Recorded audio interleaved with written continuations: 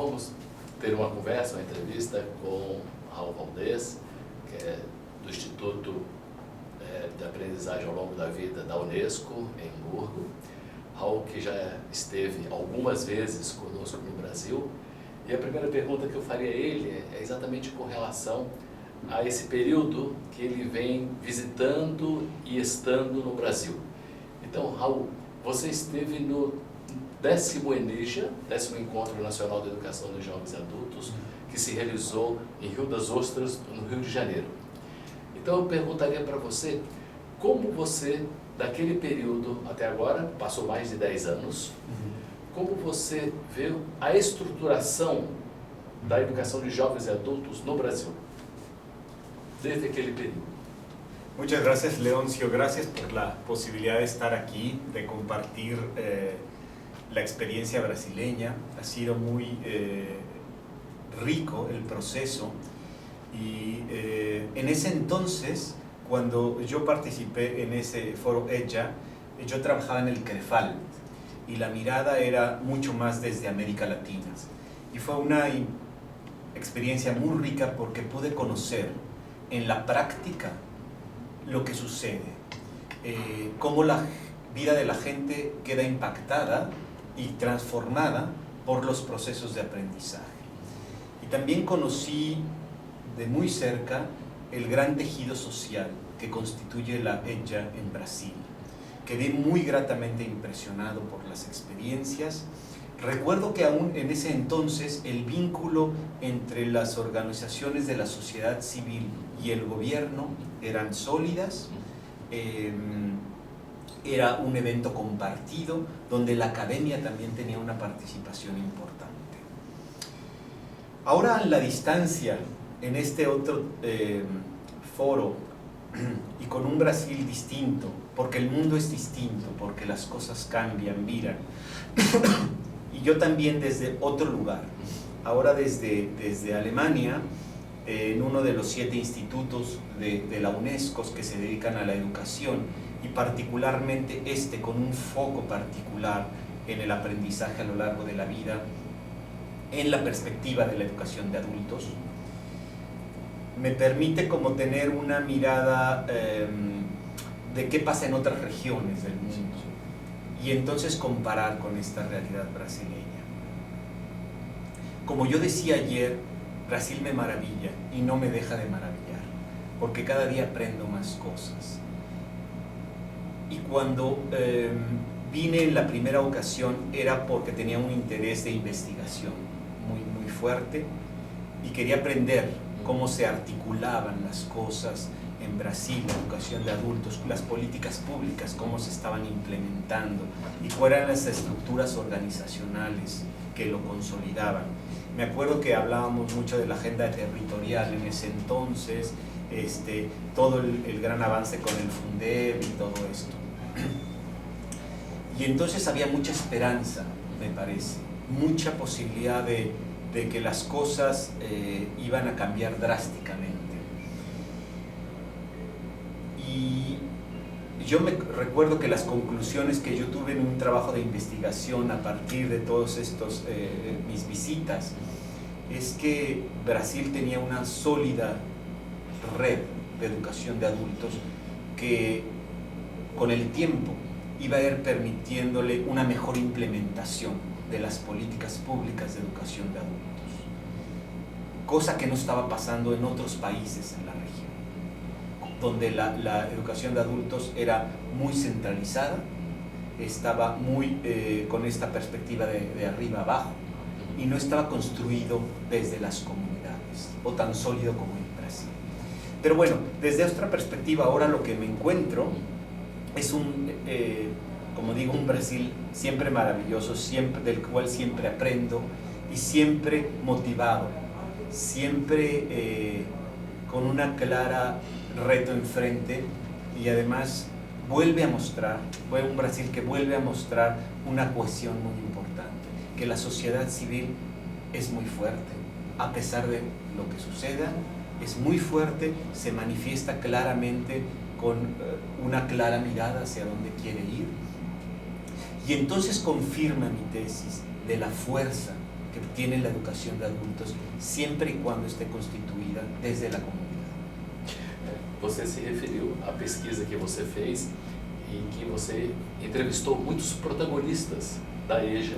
E aí eu gostaria de que você destacasse, nos depoimentos que você teve, pontos que diziam respeito a avanços da EJA no Brasil e pontos que se referem a limites, ou então aqueles que seriam necessários ainda avançar, né? Por supuesto. Yo creo que uno de los aspectos positivos más importantes es avances como el FUNDER, avances en el reconocimiento y la relevancia de la educación de adultos, asumida ya como una política. También los avances en la integración de diálogos en las comunidades con los niveles nacionales, me parece que eso también es muy importante. Y además una gama enorme de investigación. Yo creo que en investigación es el país en la región claramente que ha producido mucho más. Entonces tenemos elementos sólidos para entender de manera más clara la educación de adultos. Esses são os destaques positivos. E o que os seus entrevistados apontavam foram ainda problemas a serem enfrentados. Yo creo que hay uno que a mí, yo recuerdo muchas entrevistas, y una que te hice a ti, y decías que Brasil había aprendido, la gente de educación de adultos, a luchar contra un gigante que estaba ahí presente, y entonces la unión de la gente permitía esa lucha con el gigante. Pero después, con Lula, el gigante se pierde, ya no está claro dónde está. Entonces la lucha no estaba tan clara.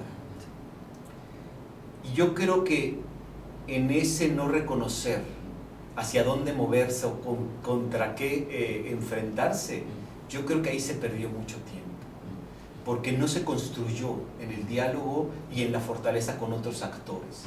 Creo que ahí hubo un periodo, y quiero decirlo, yo creo que Brasil hizo mucho antes de la Confintea. Después de la Confintea yo no veo mucha claridad. Decían los administradores políticos de la SECADI que iba a haber mucho mayor inversión y que los números en términos de participación, de acceso, de monitoreo de los procesos iba a mejorar enormemente. Y bueno, eso no ha sucedido. Sí. No ha sucedido. Entonces es tiempo de revisar otra vez esa perspectiva. Y algo que me parece a mí, que veo hoy, y me pone en el contexto internacional, es que la EBJA o la EJA sigue aislada, pero también siguen estando los mismos actores.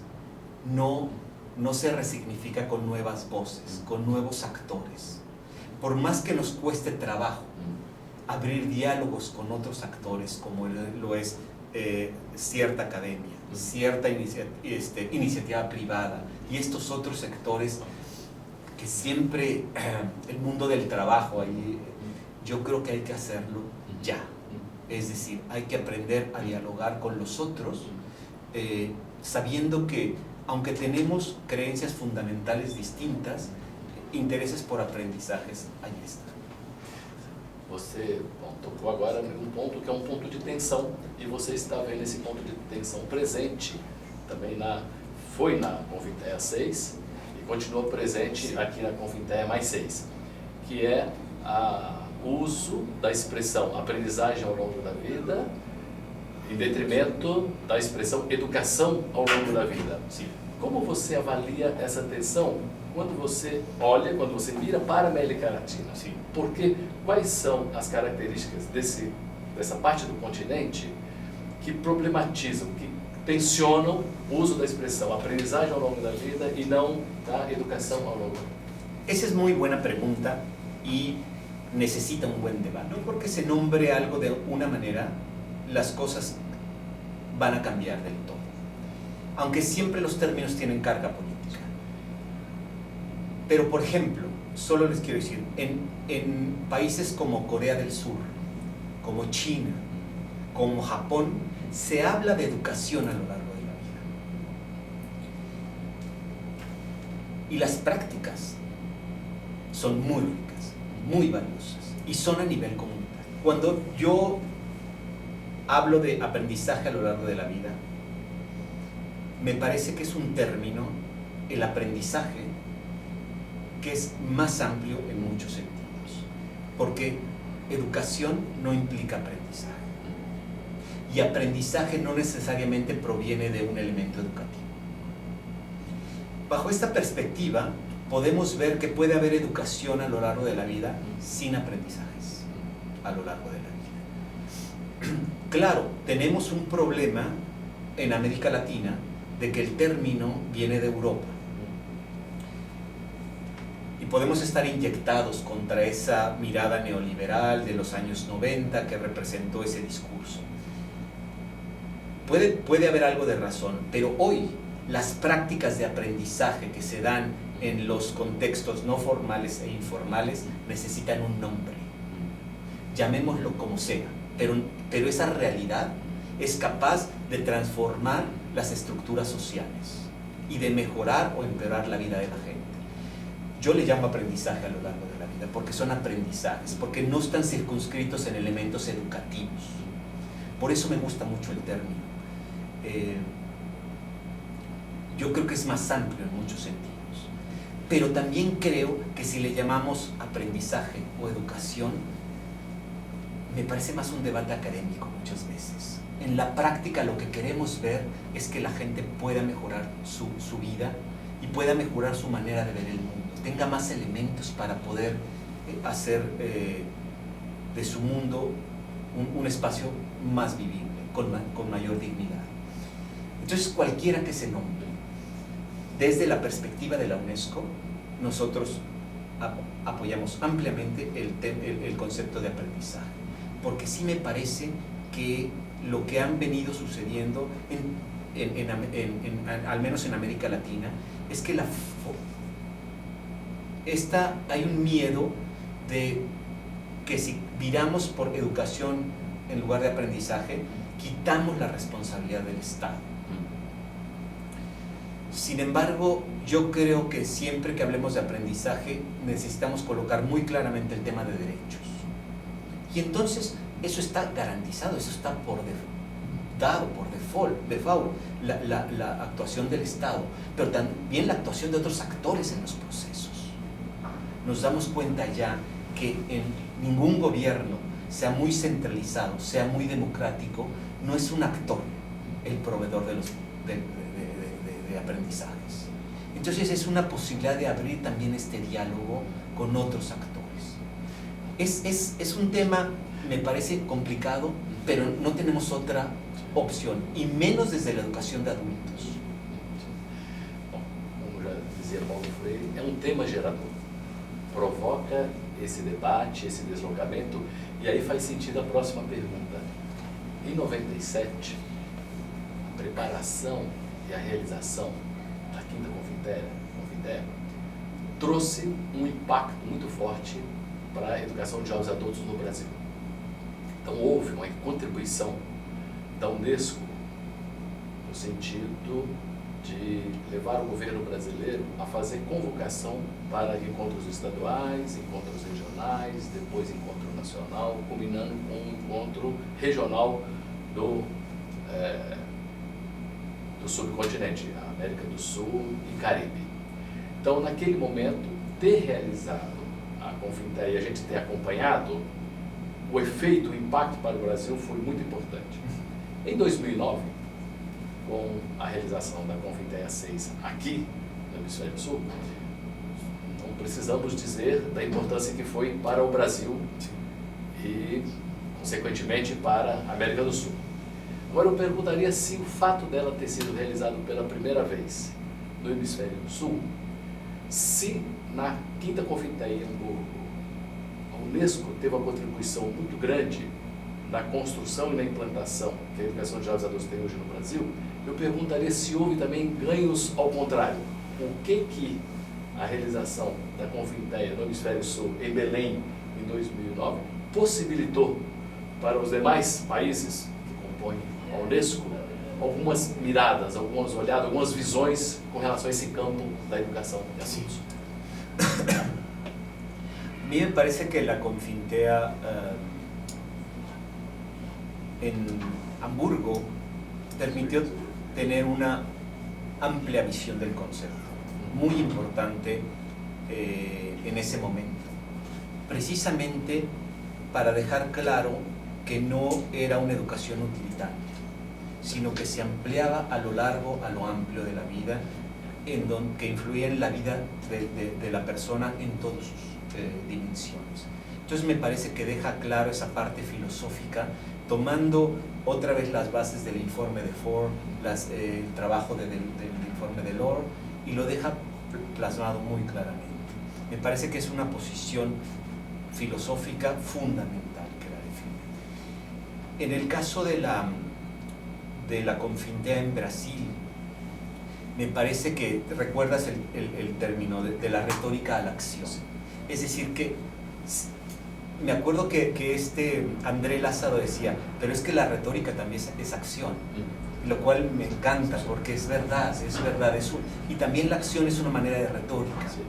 Entonces, de alguna manera lo que necesitábamos es cómo nos movemos más rápido en este mundo cambiante.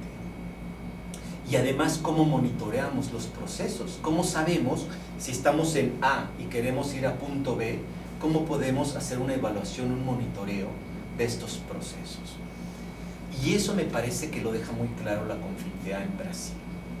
Deja como plasmadas áreas que pueden de alguna manera irles dando seguimiento y saber si vamos caminando y en qué dirección queremos caminar. No está definido del todo, pero sí nos ha permitido tener un sistema de monitoreo, de seguimiento mucho más profundo que en el caso anterior. Y también me parece que nos ha permitido articular de una manera más importante el aprendizaje a lo largo de la vida, no como una respuesta para los países del norte, sino como una realidad para todos. Y eso me parece que se construye a partir de tener una Confintea en el sur. Por último, ontem, na fala de Licínio, ele abordou um aspecto que nos é muito caro na América Latina, que foi a ausência de políticas para a juventude, o que fez com que a educação de adultos em nossa região acolhesse a área da juventude, por isso EJA. Por estar em Hamburgo, como você acompanha isso em relação ao mundo? É sabido que para muitos países a questão da escolarização das crianças e dos jovens, ela está resolvida, não necessitando que haja um acolhimento de uma outra área, porque em muitos países a política para o ensino de criança já deu conta. Não é o mesmo para nossa região latina. Então, como que você vê isso em termos mundial? O fato, porque de acordo com Licínio, ele falava ontem do temor de que o fato de termos escolas com a predominância de adolescentes e de jovens venha a configurar essa escola como uma escola mais próxima de quem é mais novo e com isso trazer alguns impactos para quem é adulto, para quem é idoso, para quem é velho. Como que você, a partir da Unesco y num olhar mundial, ve esa cuestión? Bueno, yo creo que, siguiendo también lo que escuché hoy por la mañana de Paula Nassif, un tercio de la población total en Brasil no tiene la educación básica terminada. Es el 57% de los adultos mayores de 18 años. Esta realidad no es propia de Brasil, se da en todos lados. Los números, curiosamente, son prácticamente los mismos en términos porcentuales que en México. Entonces, las políticas públicas se han dirigido al sector de los jóvenes porque permiten tener mejores números. Un joven que no ha terminado la educación media, en un año puede terminarla. Y entonces no en la escuela formal, pero a través de los programas de ella. Entonces las políticas públicas en muchos países se han centrado en los jóvenes por eso, porque son un público que más fácil puede incorporarse nuevamente a la escuela o a procesos de aprendizaje. Y entonces se dejan atrás a los adultos, y mucho más atrás a los adultos mayores. Las políticas en muchos países en América Latina ya han reducido la edad a 60 años. Ya los que pasan de 60 ya no cuentan en la estadística. Entonces sí tenemos, yo creo que sí hay que hacer un trabajo muy importante por fortalecer la educación básica formal. Muchas veces la educación de adultos planteó que la educación básica no funcionaba y no servía. A mí me parece que hay que fortalecerla. Si uno la fortalece, entonces no hay estos jóvenes que simplemente no responden porque los conocimientos no son relevantes, los procesos de aprendizaje no lo son, entonces salen de la escuela y se incorporan a las filas de la EJA. A mí me parece que si la EJA se empieza a focalizar en los jóvenes y perder la dimensión de los adultos, pierde todo el sentido de este aprendizaje como un continuo para todos. Y ese es un gran asunto. Yo creo que al mismo tiempo que fortalece la educación y los aprendizajes de jóvenes y adultos, debe hacer una demanda clara por una escuela formal de calidad. Yo creo que tiene que trabajar en conjunto. Lo que pasa en muchos países es que los procesos de ella se dan a nivel comunitario para otros saberes donde se integran no los adultos o los adultos mayores, sino familias, por ejemplo, saberes intergeneracionales. Y entonces sí se abre esa dimensión del aprendizaje a lo largo de toda la vida para todos, porque no están sectorizados. Y es algo que nosotros no hemos logrado. Siempre estamos sectorizando por edades la educación. Yo creo que para que eso se logre necesitamos estar duros para lograr no solo acceso a una educación, sino una educación de calidad, que dista mucho en nuestra região de todavía terminar. Raul, muito obrigado. Que você venha muitas vezes ao Brasil para que a gente possa continuar tendo essa interlocução com relação à área da educação de jovens adultos. Yo siempre utilizo en mis diferentes visitas el caso de Brasil como una sólida estructura social que ha permitido cambios paulatinos, pero cambios, y que sigue firme en los cambios. Es un gusto siempre.